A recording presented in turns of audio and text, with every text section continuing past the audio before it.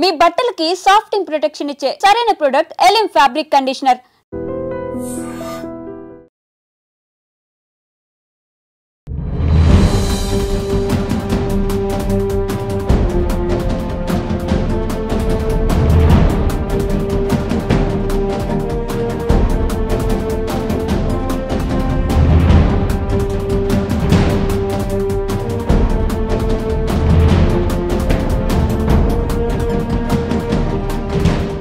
పాశమైలారంలోని Sigachi chemical ఫ్యాక్టరీలో జరిగినటువంటి విధ్వంసం ఎంత భయంకరం అంటే రాత్రి 2 గంటల ప్రాంతంలో అర్ధరాత్రి 2 గంటల ప్రాంతంలో కొన్ని మృతదేహాల్ని బయటకు తీసిర్రు.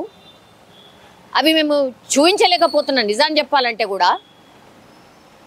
ఎంత దారుణం అంటే అసలు ముట్టుకుంటే పూర్తిగా ఊడి వచ్చేస్తుంది. ఓన్లీ సగం బాడీ ఉంది, అంటే ఇక్కడి నుంచి హెడ్ వరకు మాత్రమే ఉన్నాయి. అది కూడా పూర్తిగా కాలిపోయి గుర్తుపట్టరానంత స్థితిలో బాడీస్ ఉన్నాయి. అంటే ఆ రియాక్టర్ అనుకోండి, లేకపోతే ఈ బాయిలర్ అనుకోండి, ఎక్కడైతే ఈ పేలుడు జరిగిందో ఈ బాయిలర్లని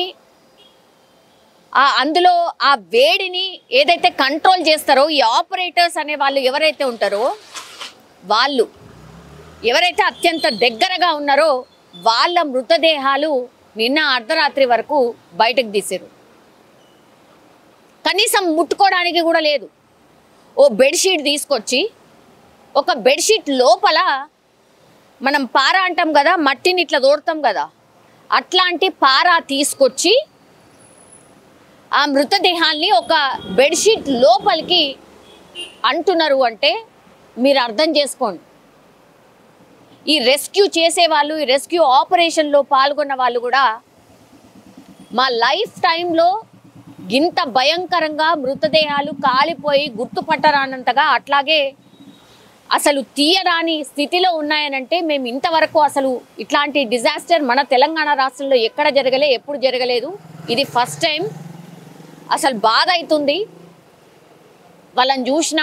వాళ్ళు అసలు మృతదేహాన్ని చూసిన తర్వాత వాళ్ళ పరిస్థితి ఏంది అనేది ఇప్పుడు రెస్క్యూ చేసిన వాళ్ళే మాట్లాడుతున్నారు. అంటే ఎంత పెద్ద డిజాస్టరో మనం అర్థం చేసుకోవచ్చు. 499 డిగ్రీల కాడ ఆ బాయిలర్ అనుకోండి, లేకపోతే ఇంతకుముందు నేను చెప్పినట్టుగా ఆ రియాక్టర్ అనుకోండి, దాంట్లో ఆ వేడి మెయింటైన్ కావాలి, 499 డిగ్రీస్ మెయింటైన్ కావాలి. కానీ టెక్నికల్లీ ఏం ఇష్యూ వచ్చిందో ఏందో తెలియదు, కానీ ఎగ్జాక్ట్గా 9 గంటల 50 నిమిషాలకు ఒక్కసారిగా రియాక్టర్ పేలిపోయింది. అంటే యాక్టివ్గా ఉన్నటువంటి టైం అనుకోండి, ఇక ప్రతి ఎంప్లాయీ యాక్టివ్గా ఉండేటటువంటి టైం అది.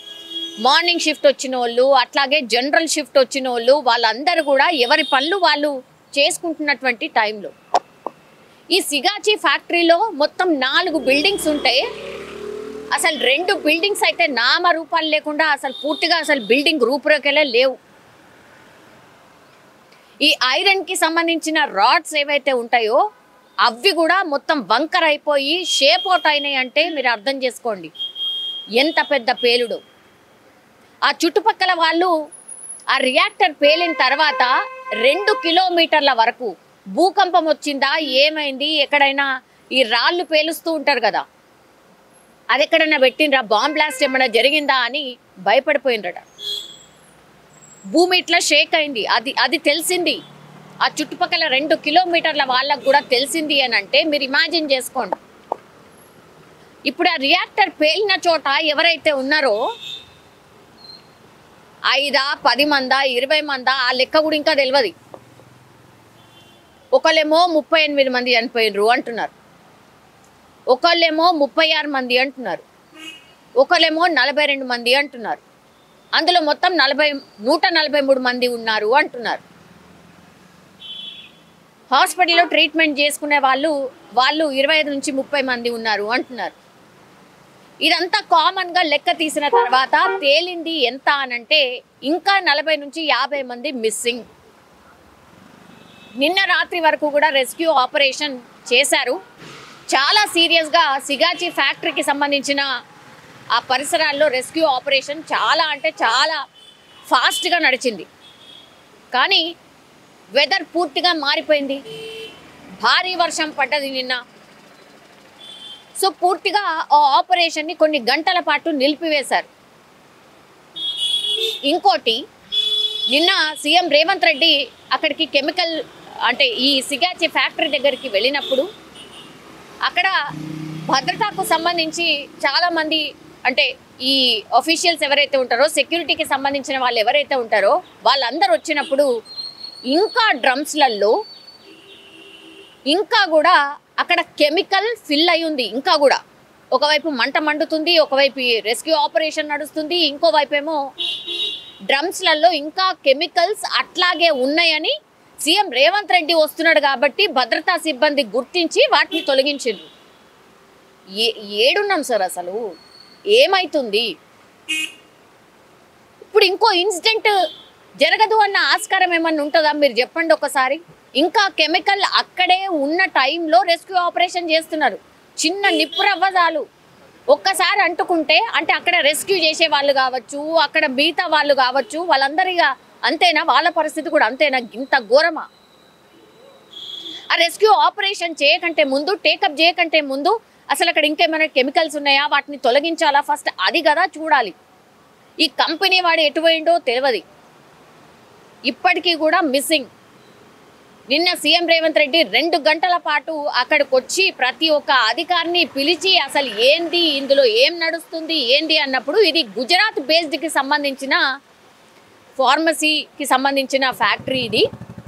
ఇక్కడ హైదరాబాద్లో కొన్ని రా మెటీరియల్స్ తయారు చేసిన తర్వాత వాటిని గుజరాత్కి పంపిస్తారు. అప్పుడు మొత్తం ప్రోడక్ట్ అంతా తయారై మార్కెట్లోకి వస్తుంది. ఇది ఇక్కడ జరుగుతుంది. పర్మనెంట్ వాళ్ళు చాలా చాలా తక్కువ ఉన్నారు అందులో. మిగతా వాళ్ళందరూ కూడా ఈ వెస్ట్ బెంగాల్, యూపీ, ఒడిస్సా, బీహార్ దానికి సంబంధించిన వాళ్ళు. వాళ్ళ డ్యూటీ టైమింగ్స్ మనం పాపం బాధితులు ఎవరైతే రోధిస్తున్నారో వాళ్ళ టైమింగ్స్ అడిగినప్పుడు వాళ్ళు చెప్తున్నారు పొద్దున 6 నుంచి సాయంత్రం 6 సార్. లేబర్కి సంబంధించిన టైమింగ్ ఏంటి సార్? 8 అవర్సా, 12 అవర్సా? వాళ్ళు మన వాళ్ళు కాదు కాబట్టి ఈ కార్మిక చట్టాలు ఇవన్నీ కూడా ఏం వర్తించవేమో మేబీ. మరి ఇట్లాంటి అన్ని క్వశ్చన్స్ అన్నీ బయటకు వస్తున్నాయి, రేజ్ అవుతున్నాయి. ఈ ఒక్క ఫ్యాక్టరీయే కాదు, పూర్తిగా మన తెలంగాణ రాష్ట్ర వ్యాప్తంగా మొత్తంగా ఈ హైదరాబాద్ బేస్డ్గా అనుకోండి, తెలంగాణ రాష్ట్ర వ్యాప్తంగా అనుకోండి, 5,000 పైచిలకు ఇట్లాంటి ఫ్యాక్టరీస్ ఉన్నాయి. మరి ఎక్కడెక్కడి నుంచి వచ్చిర్రో, వాళ్ళ పరిస్థితి ఏందో, ఇట్లాంటి ఇన్సిడెంట్ జరగదన్న గ్యారంటీ ఉందా? ఇట్లాంటి ఇన్సిడెంట్ జరిగిన తర్వాత మనం ఏం నేర్చుకుంటున్నాం? నిన్న 2 గంటలు సీఎం రేవంత్ రెడ్డి రివ్యూ తర్వాత తేల్చింది ఏంటి? అసలు కార్మికుల పరిస్థితి ఏంటి? పర్మనెంట్ వాళ్ళు కొంతమందే ఉన్నారు, ఒక 30-40 మంది పర్మనెంట్ వాళ్ళు ఉన్నారు. మిగతా వాళ్ళందరూ కూడా ఈ ఏజెంట్లు ఉంటారు కదా, ఇక్కడ పని ఉంది ఇగో రా అంటే తీసుకొచ్చి పెట్టిన వాళ్ళు. ఇప్పుడు అది కూడా ఇంకొక దారుణం. ఇప్పుడేంటి, వాళ్ళు పాపం వాళ్ళు వచ్చి ఏడుస్తున్నారు, మా వాళ్ళని చూయించకపోతే మేము రాళ్లతో దాడి చేస్తామని మొన్న కూడా మనం వెళ్ళినప్పుడు వాళ్ళు చెప్తున్నటువంటి పరిస్థితి. దాడి చేయడానికి కూడా సిద్ధమే. నా అన్న లోపలున్నాడు, నా తమ్ముడు లోపలున్నాడు, నా భర్త లోపలున్నాడు, మాకు చూపించండి. అసలు లిస్టుల పేరు కూడా వస్తలేదు, ఎందుకు? ఇది అడుగుతున్నారు. 40 నుంచి 50 మంది మిస్సింగ్. తెలియదు ఏమైపోయినరో, తెలియదు ఇంకా ఏం జరుగుతుందో కూడా తెలియదు. నిన్న కొన్ని గంటల పాటు రెస్క్యూ ఆపరేషన్ ఆపేసారు కాబట్టి ఇప్పుడు మళ్ళీ పొద్దున్న నుంచి కూడా రెస్క్యూ ఆపరేషన్ కొనసాగిస్తున్నారు. బట్ ఇంకోవైపు ఏమో వర్షం గండం మాత్రం ఉంది. ఎంత కన్ఫ్యూజన్ ఉందంటే అసలు ఈ కార్మికులు ఎంతమంది అని అంటే ఆ లెక్క తెలియదు.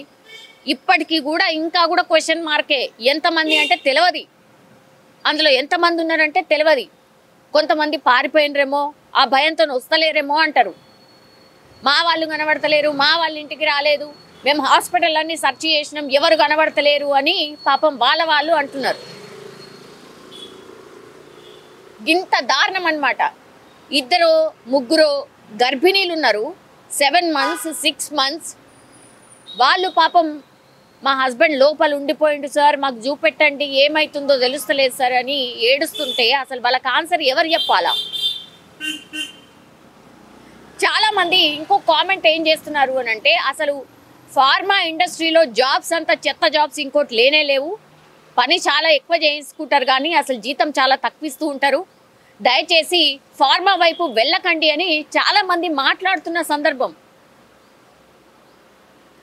ఫార్మా ఇండస్ట్రీ మన దగ్గర చేసేటటువంటి బిజినెస్ ఒక లెక్క ప్రకారం ఎంత అంటే 1,10,000 కోట్ల బిజినెస్ చేస్తుంది ఫార్మా ఇండస్ట్రీ.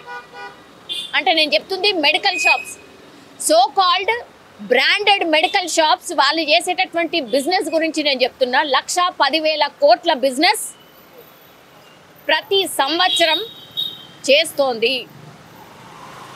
ఇమాజిన్ చేసుకోండి, ఇది కూడా అట్లాంటి ఫార్మాకి సంబంధించిన ఏదో కెమికల్ తయారు చేస్తూ జరిగినటువంటి ఇన్సిడెంట్. కోట్లు సంపాదిస్తున్నారు కానీ కార్మికులు ఎవరైతే పనిచేసినరో లేకపోతే ఇట్లాంటి ఇన్సిడెంట్ జరిగినప్పుడు చనిపోయినరో వాళ్ళకి ఏమిస్తున్నారు? ఇప్పుడు వాళ్ళు ఏదో యూపీ బీహార్కి సంబంధించిన వాళ్ళు కాబట్టి తూతూ మంత్రంగా ఈ ఏజెంట్లతోని పూర్తిగా వాళ్ళకి ఏదో ఇచ్చినాం నామమాత్రంగా ఇచ్చి పంపిద్దామనే ప్లాన్ చేస్తున్నారు. 1 కోటి పరిహారం ఇప్పిస్తామని కంపెనీ దగ్గర నుంచి సీఎం రేవంత్ రెడ్డి స్వతహాగా చెప్పిండు. ఈ కార్మికులు ఎవరైతే ఉన్నారో వాళ్ళకి 1 కోటి రూపాయలు ఇస్తారా? మళ్ళా ఆ ఏజెంటే కదా మింగుతాడు. వాళ్ళకి ఏదో 2 లక్షలు 3 లక్షలు ఇచ్చి మమ అనిపించి వాళ్ళని ఇక్కడి నుంచి పంపించే పోతున్నారట. ఇది అక్కడ జరుగుతున్నటువంటి పరిస్థితి. ఇంత దారుణం, ఇంత ఘోరం. ఆ మృతదేహాలు చూసిన తర్వాత అసలు ఇంత కూడా మనుషులమేనా, మనం కనికరం లేదా అనిపిస్తుంది. అంత దారుణమైన పరిస్థితిలో వాళ్ళు చనిపోయినరు. పాపం కదా. సిగాచి ఫ్యాక్టరీ ఒక్కటే కాదు, ఇట్లాంటి ఫ్యాక్టరీస్ కోకొల్లలు మన చుట్టుపక్కలనే ఉన్నాయి. ఎప్పుడు ఏ మూమెంట్ ఏం జరుగుతుందో తెలీదు. ఆ పరిస్థితుల్లో అట్లాగే ఇంకా కూడా కొన్ని వేల మంది లక్షల మంది కార్మికులు అట్లాగే పనిచేస్తున్నారు. ఎందుకంటే పని చేయకపోతే వాళ్ళకి నడవదు, ఏం చేయాలి మరి. సో ఈ పరిస్థితి ఉంది కాబట్టే ఇప్పటికైనా దీని మీద దృష్టి సారించండి. ఎవరైతే నిజంగా పరిశ్రమలలో జరిగే వర్క్ ఏవైతే ఉంటాయో నిబంధనలు పాటిస్తున్నారా లేదా ఒకసారి చెక్ చేయండి, దీని మీద దృష్టి సారించండి అని ఒక రిక్వెస్ట్ మాత్రమే మనం చేయగలుగుతాం అంతే. కానీ బిగ్గెస్ట్ డిజాస్టర్ ఇన్సిడెంట్ ఇది తెలంగాణలో. సిగాచి కెమికల్ ఫ్యాక్టరీలో జరిగినటువంటి విధ్వంసం అంతా ఇంతా కూడా కాదు. ఇంకా 40 నుంచి 50 మంది మిస్సింగ్, ఇంకా కూడా వాళ్ళ జాడలేదు.